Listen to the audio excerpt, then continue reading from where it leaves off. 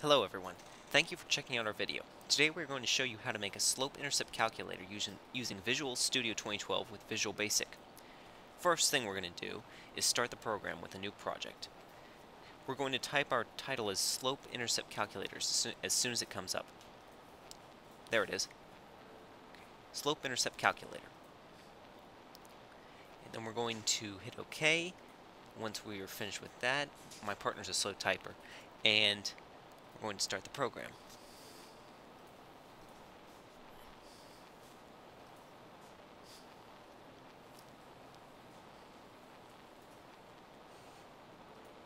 And we're waiting. This is the tedious part. We're waiting. Well, I could tell you about my life story. I was born in a log cabin. There it is. Okay. First, we're going to change the title of the form to Slope-Intercept Calculator. After we do that, we're also then going to change the fixed dialog to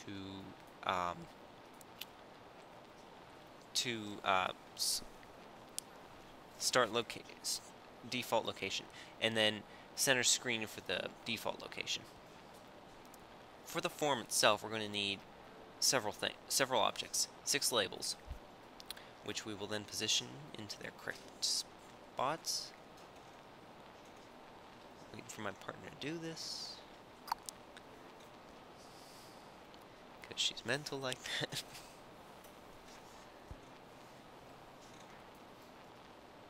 Okay, and then we're going to add 4 numeric up-downs, which we will then position and size to the appropriate lengths.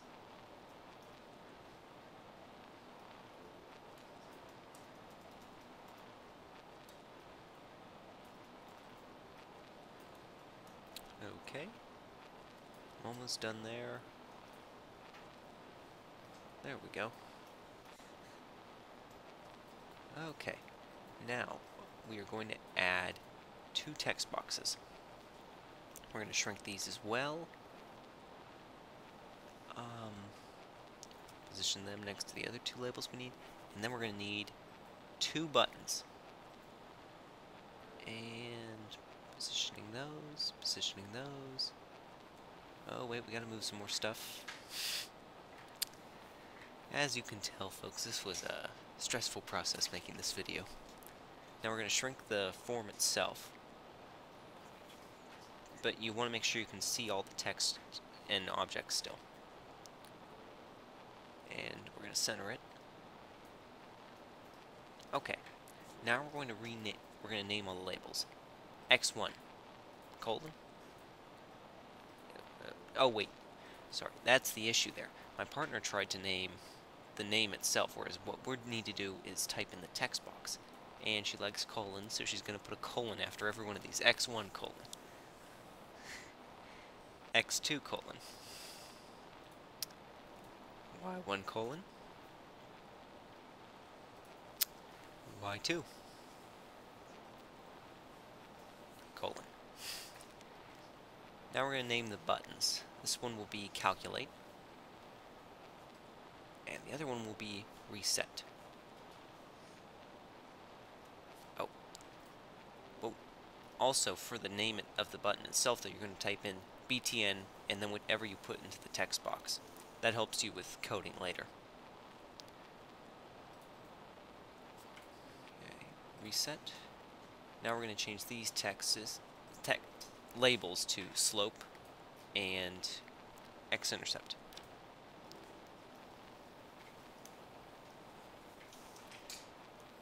From there, a little bit more positioning. And now we're going to name these text boxes. This one will be txt slope, and the text in it will have a 0 for initial. And you want to set read only and tab stop, read only to true and tab stop to false. This makes it so that the user can't try and insert data into the text box when it's not necessary. Going from there, we're going to name this one numeric up downs now, and NUD X1, X2, Y1, Y2. from there, we should be about ready to, once the last couple things are sorted out, such as setting what the minimum maximum is, we are going to click on calculate here in just a sec.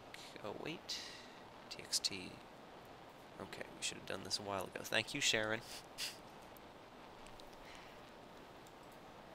So we need to make sure we name the text boxes too. Everything needs to be named except the labels to make sure the code works. Okay. In the code, we're first going to declare a global variable called dim slope.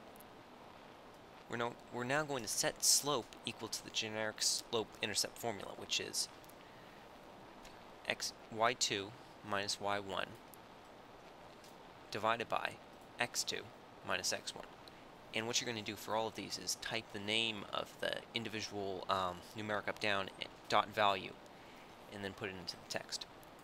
With that written, we're going to set txt slope dot text equal to slope.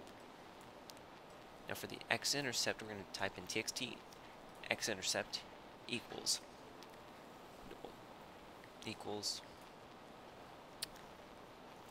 nud y1 dot value minus slope dot numeric up down, or I'm sorry folks, I can't really read this. Slope times x nud x2. And this, in both cases, will yield the appropriate values. There we go. Okay, now we're going to set the reset button. So double click on the reset button, and it comes up nud x1.value, set that to equal to 0, and continue that through with all 6 of your different numeric up downs and text boxes. Set the 4 numeric up downs equal to 0, and then the text boxes. And make sure you put the value you want in the text boxes in quotes, otherwise you could run into issues with the code. Alright, I think that about does it. Let's check it out.